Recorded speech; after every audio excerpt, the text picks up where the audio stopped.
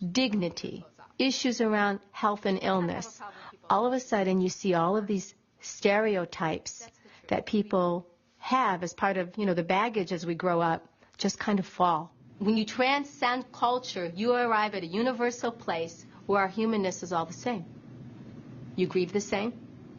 We all cry when someone we love dies. When we deliver, those of us who can deliver, we all experience labor.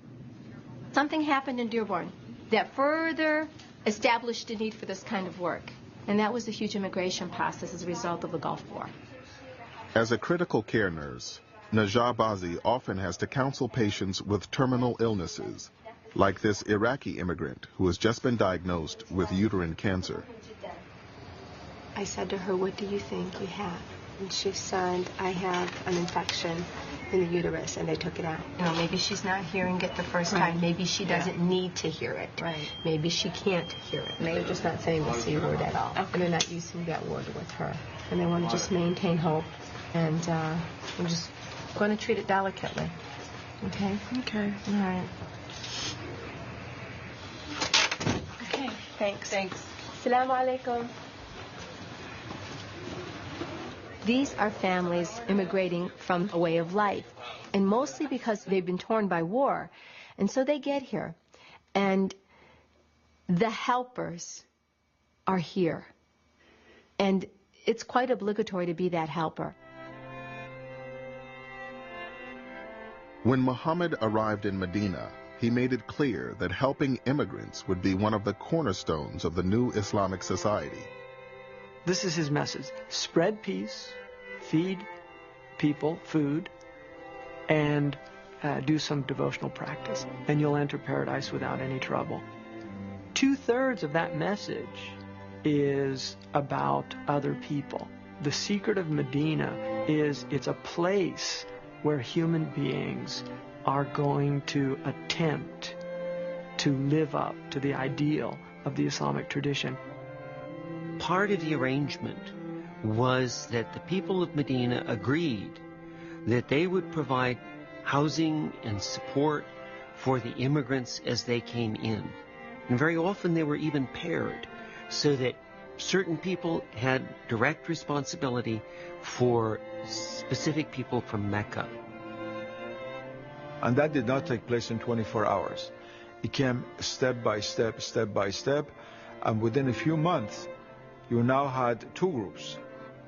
The helpers, so-called Al-Ansar, that is those Medinan Arabs who had become Muslims, and the Meccans who had become Muslims before them. And in this way, for the first time, you created the Islamic Ummah, that is the Islamic people, that bond which transcends all other bonds. He said to these people, these are now your neighbors. These are your brothers and sisters. He establishes that sense of humanity, that ummah. We are all connected to one another. We are all responsible for one another. A couple of you guys to carry to my car. Okay? There's a mosque in the heart of Detroit, and it's run by an imam who started a soup kitchen. I want the kids to be able to see that that's part of Muhammad's message. This is the exit right here. So whoa, hang on, everybody. It's a sharp turn. Hang on. Actually, it's like not a good driver. Listen, I'm a good driver. This is the first test. If you can't pass this test, the rest of it's off. All right, man. The majority of the ones that come for the soup kitchen are non-Muslim. It's only maybe 1 or 2 people that are Muslim that come for the soup kitchen. And we let them know that it's a part of who we are as to why we're doing this. It's a part of what God has commanded for the Muslims, for the human being to be charitable. But I'm studying to be ordained as a Catholic deacon. So I had run into Abdullah when he made a presentation about Islam. And I was really attracted to the works of this mosque. I was never aware that there was an active part of Muslim faith life that really reached out to the poor. I wasn't even sure that it was part of your creed. Abdullah went through misunderstandings that would commonly exist. He started with the term black Muslim. What does that bring to mind? And, you know, honestly, it brought to mind certain things that would make you fearful. Certain kinds of maybe aggressive behavior, nationalistic kinds of thinking. as if we're going to carve ourselves off from the others and have no fellowship. He said, if I tell you what the stereotypes are that I have of Catholics, when you listen to them, you'll say, oh, those are extreme examples. Those are not what we are about.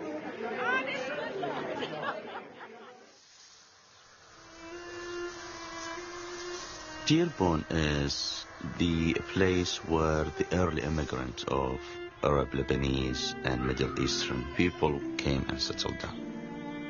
This country embraced them and opened its door for them. Yet they needed time to adjust and go through that difficulty they faced when they came to this country. It's two different societies, two different cultures. Najah and Ali Bazi are raising their family in the suburbs of Dearborn. Their children are third-generation American Muslims. We're trying to combine the best of both worlds and give our kids the family values that our parents teach, and realize that they live in land in the United States which has many opportunities for our kids to prosper in. Well, you still can't beat me. Okay, I'll beat you tonight. Can you? Can you shoot 5 in a row from I the can same shoot spot? 5 of them from anywhere. 5 in a row anywhere? Anywhere. Anywhere? Right now? Anywhere. Right now, let's go. Like many Dearborn families, the Bazis struggle daily to balance the sometimes conflicting demands of their faith and modern American society. Their daughter, Nadia, has decided to wear the hijab, or head covering, that was first worn by Muhammad's wives. Many Muslim women still wear the hijab as a sign of modesty and piety. And we're going to back you one way or the other. That's a given. Our daughter came to us and said, I've made a decision. And she's 16 now. And she said, I've decided that I want to wear hijab. I have no problem with it. The last time when you put it on, right? You made me take it off. No, I didn't make you take it off. I sort of persuade you, thinking, trying to bring out the other end of the light of it, right? And you resented me from that, correct? Big time. All right? I just thought maybe if you go through high school and then put it on after high school, Dad, then if then at least at that point in life, you'll be able to see what you want to do in life and that. Because you understand something, you never know where you're going to be and where you're going to go in life. I mean, it's sure this hijab is accepted in our community here, and you may do well. You end up being a doctor, a lawyer, whatever, you'll be doing very well for yourself. Look what just happened to you when you went down to Tennessee. I mean, you had driving a bus, and the state police trooper wants to stop over a whole bus full of people because they see hijabs. I think for Nadia, he probably feels much like I feel. There's great reverence for it, and then there's that oh my gosh, I want to protect my daughter from the world. I don't want people to think she's a terrorist. I don't want people to think she's oppressed. I don't want people to think I'm her father. I made her put that on her head. All of those kinds of things come into play. I don't think Baba is, trying to hurt you here. He's trying to show you a picture of the real world. And what you need to do is show him a real picture of your world. He's a father. He has some legitimate concerns. So my point is that you're still the same Nadia. Harley. Maybe she's not done talking to you. No. If you've talked to her, give her a few minutes and then let her talk to you. Do you know that I'm doing this for myself and for you? Well, you remember something. You're not doing it for me. You're doing it for yourself and God.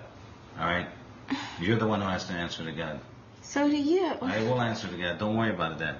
I have my positives and my negatives in life, and I will answer to God. Don't worry about it. Baba, all that I do is a reflection of you. You're in good shape, man. You're in good shape, all right? So are we at peace? I never knew we were at war. Oh, Baba, He wasn't exactly thrilled when I wore a hijab either. No, you weren't. I mean, neither was my mama did. I took it off after 2 weeks. I mean, it's natural, but you got to know what you want to do. If you want to do it, you're strong enough to do it. That's the end of it. There's going to be days where you probably are going to want to take it off. Some days are stressful. But I think you're strong. Muhammad tells you that, you should always give what's best for your daughter. And me as a father, I'm just trying to give my daughter the opportunity to be able to see life from a wider angle and a bigger perspective. All right? People would immigrate into different parts of the country, but what was interesting is that they would all manage to find their way into Dearborn, a great many of them. And the reason for that is because the mosques were in place.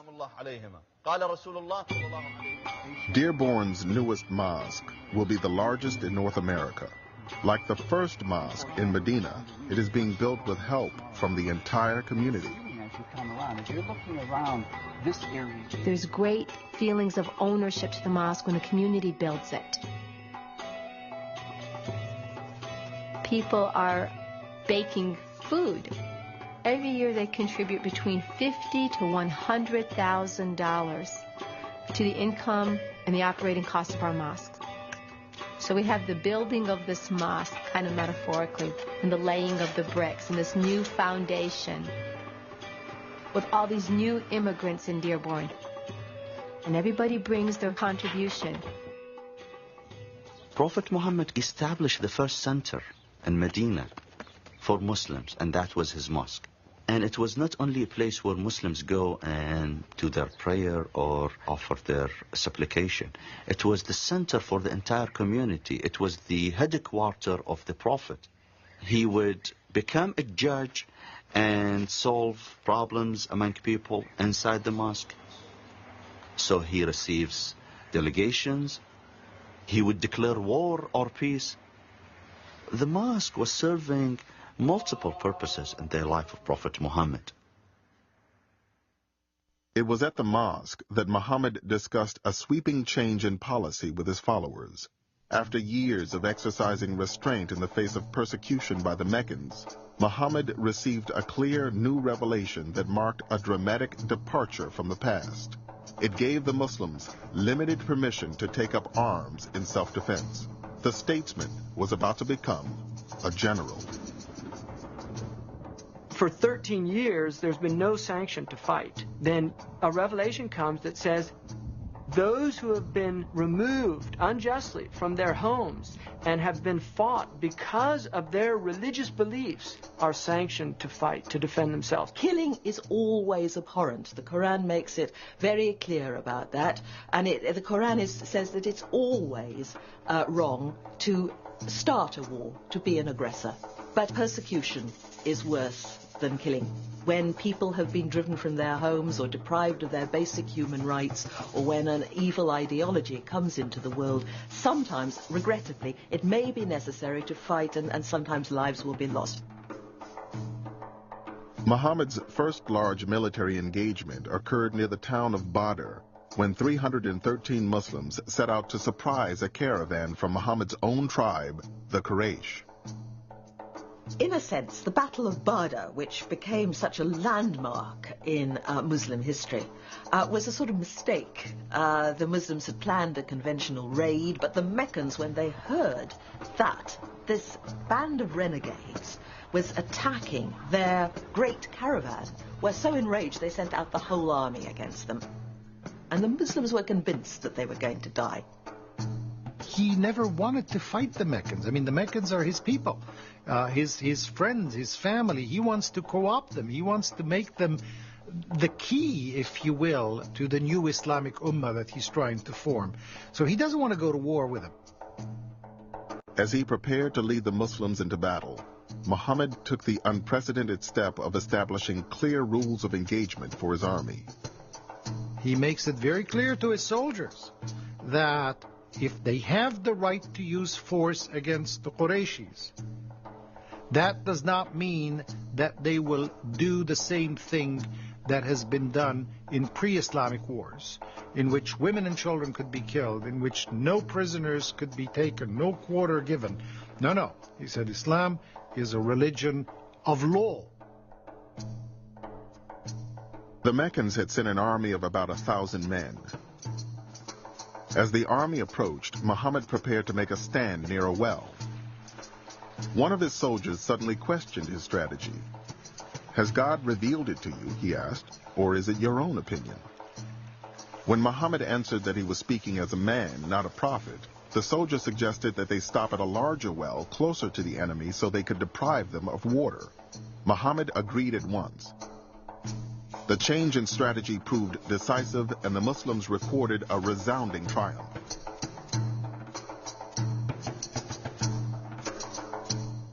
It was a victory that stunned the Muslims.